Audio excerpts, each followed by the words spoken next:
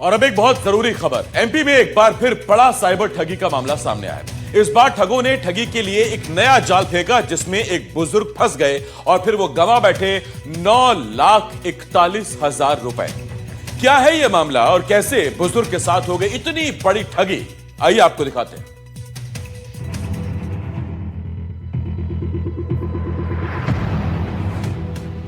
लाखों की रकम एक सेकंड में साफ, अब बुजुर्ग मांग रहे इंसाफ। साइबर ठगी यानी एक ऐसा क्राइम जहां ना तो ठग दिखाई देता है और ना ही उसे पकड़ना इतना आसान होता है। हर रोज न जाने कितने मामलों में लोगों के अकाउंट साफ हो रहे हैं। अब एक बार फिर ऐसा ही मामला सामने आया है ग्वालियर से, जहां एक बुजुर्ग से 9,41,000 रुपए की साइबर ठगी हो गई और इस बार जाल फेंका गया लाइफ इंश्योरेंस के पैसे निकलवाने का। मामला 1 साल पहले का है, लेकिन इस ठगी की शिकायत पीड़ित ने अब दर्ज कराई है। हजीरा इलाके के रहने वाले कमलेश कुमार ने बताया, उनके पास 30 नवंबर 2024 को एक कॉल आया। ठगों ने खुद को एसबीआई का लाइफ इंश्योरेंस ऑफिसर बताया। इंश्योरेंस पॉलिसी बंद कराने का झांसा दिया। ठगों ने कहा कि अगर वो 25,000 रुपए चुकाएंगे तो पॉलिसी बंद कर दी जाएगी और उन्हें उनका पैसा लौटा दिया जाएगा। यहाँ तक कहा गया कि ये राशि भी वापस कर दी जाएगी। पैसे के लालच में बुजुर्ग कमलेश कुमार ने पैसे ट्रांसफर कर दिए। इसके बाद उनका फोन खराब हो गया। जब फोन ठीक होकर आया तो पता चला उनके खाते से 9,41,000 रुपए ट्रांसफर करा लिए गए हैं। अकाउंट से 9 लाख से ज्यादा रुपए गायब होते ही कमलेश कुमार के पैरों तले जमीन खिसक गई।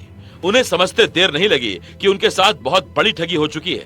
वो पुलिस के पास गए और फिर अपने साथ हुई ठगी की शिकायत दर्ज कराई। कुल 12 बार ट्रांजैक्शन किया गया और रकम दूसरे खातों में पहुंचाई गई। अब पुलिस पीड़ित बुजुर्ग की शिकायत पर मामले की जांच में जुट गई है।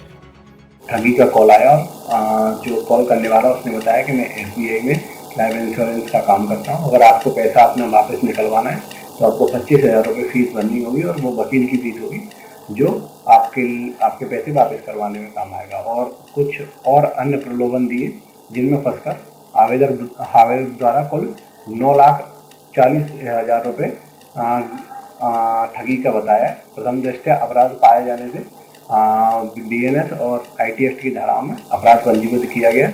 साइबर ठगी के मामले कितनी तेजी से लोगों की मेहनत की गाढ़ी कमाई पर हमला कर रहे हैं, आइए आपको ग्राफिक्स के जरिए बताते हैं। एमपी में हर एक घंटे में साइबर क्राइम के 8 केस आते हैं। इस साल 2025 में पहले 6 महीने में ही 34,021 केस दर्ज हुए। मध्य प्रदेश में 2021 में साइबर क्राइम के 13,768 केस थे। 2022 में साइबर क्राइम के 26,053 केस सामने आए थे। साल 2023 में साइबर ठगी के 52,856 केस मिले, जबकि साल 2024 में साइबर क्राइम के 68,578 मामले सामने आए थे। ये आंकड़े बताते हैं कि साइबर ठग कितनी तेजी से लोगों को चूना लगाकर उन्हें अपना निशाना बना रहे हैं। पुलिस मामले में कार्रवाई करेगी, लेकिन ये घटना एक बार फिर हम सब के लिए सबक है कि होशियारी और समझदारी ही हमें इस तरह के ठगों से बचा सकती है। एनडीटीवी के लिए ग्वालियर से देव श्रीमाली की रिपोर्ट।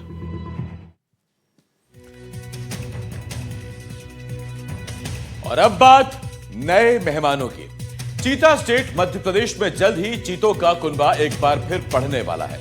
अफ्रीकन कंट्री बोत्सवाना से 8 चीते मध्य प्रदेश आने वाले हैं। मध्य प्रदेश में आने वाले नए मेहमान अभी अफ्रीका में क्या कर रहे हैं, ये कब तक एमपी पहुंचेंगे, पूरी डिटेल इस रिपोर्ट में देखिए।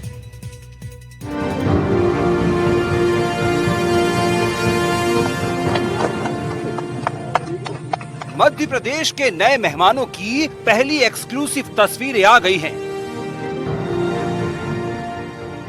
मध्य प्रदेश में अफ्रीका से आने वाले नए चीतों का वीडियो रिलीज हो गया है। तस्वीरें अफ्रीकन कंट्री बोत्सवाना की।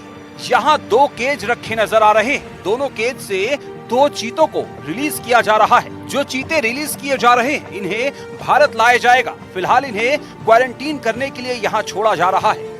जब चीतों को क्वारंटीन के लिए छोड़ा जा रहा है तो पास में एक सफेद जिप्सी भी खड़ी है। जिप्सी में कोई और नहीं बल्कि खुद भारत की राष्ट्रपति द्रौपदी मुर्मू मौजूद है। साथ में बोत्सवाना के राष्ट्रपति ब्यूमा गिदोन बोको भी मौजूद हैं। दरअसल राष्ट्रपति द्रौपदी मुर्मू अफ्रीकन देशों के राजकीय दौरे के दौरान 11 नवंबर को बोत्सवाना पहुंची थी, जहां भारत को सौंपे जाने वाले चीतों को प्रतीकात्मक रूप से राष्ट्रपति की मौजूदगी में भारत को सौंपा गया। प्रोजेक्ट चीता के तहत भारत को बोत्सवाना से 8 चीते मिलने हैं। 8 चीतों में 6 मादा और 2 नर चीते भारत आएंगे। चीतों को फिलहाल बोत्सवाना के मोकोलोडी नेचर रिजर्व में क्वारंटीन रखा गया है। 1 महीने तक चीते यहाँ क्वारंटीन रखे जाएंगे, फिर इन्हें भारत लाया जाएगा।